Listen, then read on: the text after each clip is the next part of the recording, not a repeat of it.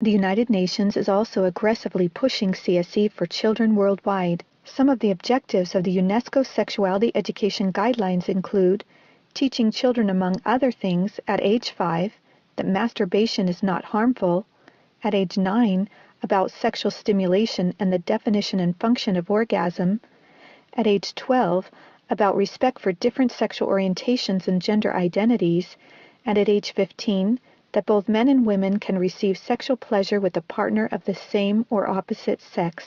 Even more disturbing are the World Health Organization standards for sexuality education in Europe. These standards actually suggest that children ages 0 to 4 should be given information about enjoyment and pleasure when touching one's body parts or masturbation, and given the right to explore their gender identities.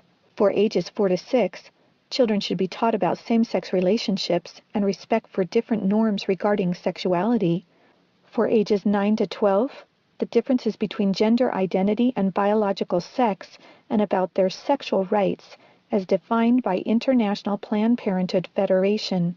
And finally, for ages 15 and up, children should learn to celebrate sexual differences, about violations of their sexual rights, and their alleged right to abortion.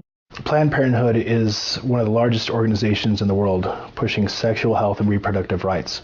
What they mean by that is not so much about reproducing. It's not about health care for babies, for mothers who want to have babies. It's trying to prevent the birth of babies. They do it through education, making sure that whatever reproductive health care is wanted is in the direction of not having children. Healthy, happy, and hot. This is for the kids who have AIDS. The booklet says its purpose, and I quote, to support your sexual pleasure. It tells youth they can have sex in different ways. It teaches about sexual pleasure through masturbation, with same-sex partners, and even if you are drunk. Healthy, Happy, and Hot, put out by International Planned Parenthood Federation, tells young people, and you have the right not to disclose your HIV status to a sexual partner if you're not comfortable.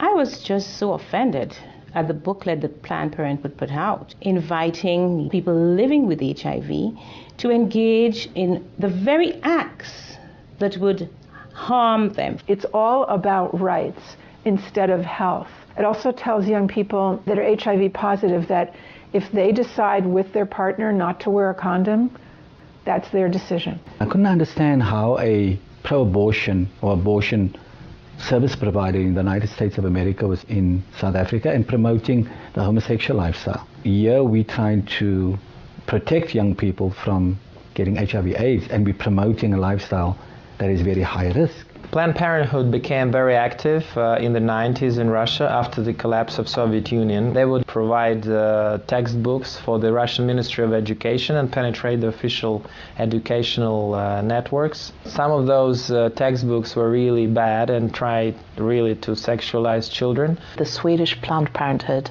presented a film of about 30 minutes, an animated film which is addressed to young people of 13 to 14 years old. It is called Sex on the Map. In this film, the young people are taught that anything is okay as long as you agree and it feels right for you.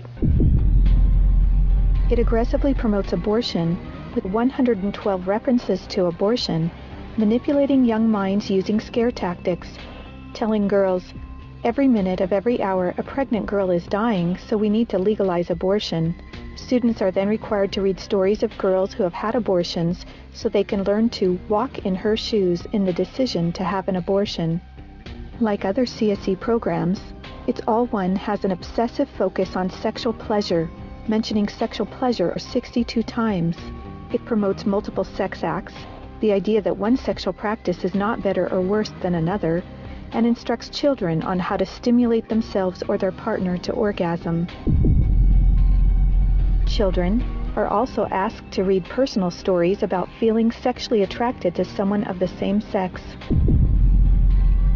It also helps students identify the skills they need to be able to negotiate comfortable sexual relationships, and claims there is no right age to have sex, and that each person has to determine when he or she feels ready to have sex. This is instructions for the teacher in the classroom to ask her or his students, how do people express their sexual feelings? What is abstinence? And here are some answers that they try to elicit from the children. Oral sex, masturbation, anal sex, massage, holding hands, touching each other's genitals, saying, I like you. And what they're doing is equating all these things. Saying I like you is equal to anal sex. This pamphlet, or zine as they call it, is called Dry Humping Saves Lives. This means abstinence. So they suggest that children masturbate or masturbate in front of a mirror or in front of one another. Anal sex, oral sex, grinding, sleeping together, caressing, sexting. They suggest sexting. So they're actually encouraging sexual experience for children and calling it abstinence. We have had several high-level visits to Jamaica and the Caribbean from Prime Minister David Cameron of the UK, from the Secretary General of the UN Ban Ki-moon, and from President Barack Obama. This is about pressuring the Caribbean to accept the sexual rights campaign. Letters have been written, try to get the Nigerian delegation to actually yield in matters of comprehensive sexuality education. Many times we're cornered by other delegations seeking to impose a radical sexual agenda.